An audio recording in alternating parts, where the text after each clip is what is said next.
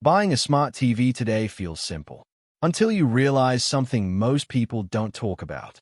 A lot of smart TVs that look impressive in stores are actually some of the worst choices you can make. They look bright under showroom lighting. They have flashy features on the box, and they are often priced in a way that makes them feel like a good deal. But once you bring them home, that's when the problems start. The picture doesn't look the same. The brightness feels weaker. The interface slows down, and within months, you start realizing something uncomfortable. You paid for the wrong TV. So in this video, we're going to break down the types of smart TVs you should avoid, and more importantly, why so many people fall into these traps. This isn't about random opinions. We're looking at real patterns across the TV market, the kinds of TVs that consistently disappoint buyers, the features that sound good on paper but don't actually matter, and the decisions that lead to regret. Because once you understand these patterns, avoiding bad TVs becomes easy. And later in this video, we'll talk about one type of smart TV that looks premium, but is often one of the biggest wastes of money. One of the biggest traps in the TV market is showroom illusion. Retail stores are designed to make TVs look as good as possible. Bright lighting, high-contrast demo videos, carefully tuned settings. But when you bring that TV home, the environment changes completely. Lighting is different. Content is different. Settings are no longer optimized. And suddenly, the TV doesn't look as impressive. This is where many buyers start feeling disappointed. But that's just the beginning. Because some TVs are built in a way that makes them look better than they actually are. Brightness is one of the most important factors in a TV, but it's also one of the most misleading specs. Some TVs simply don't get bright enough. In a store, you may not notice.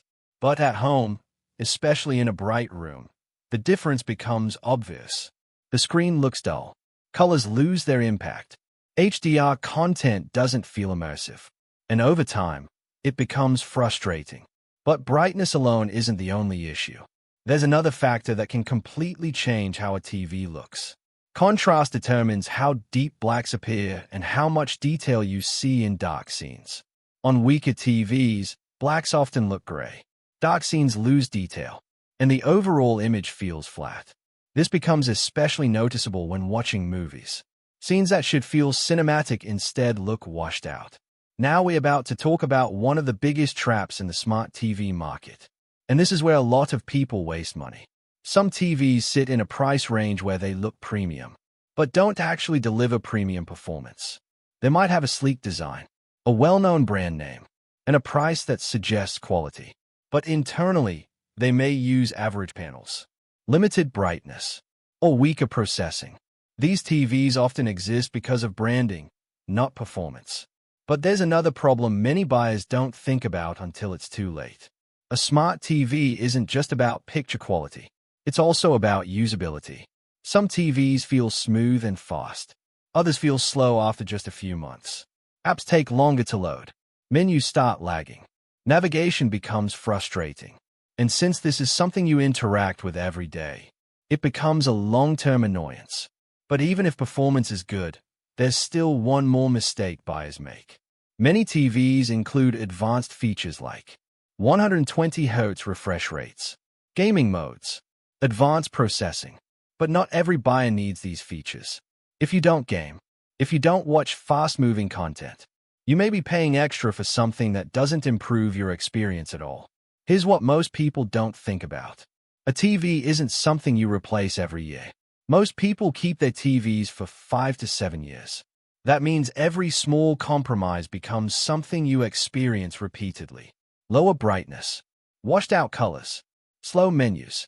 Over time, those small issues turn into long-term regret.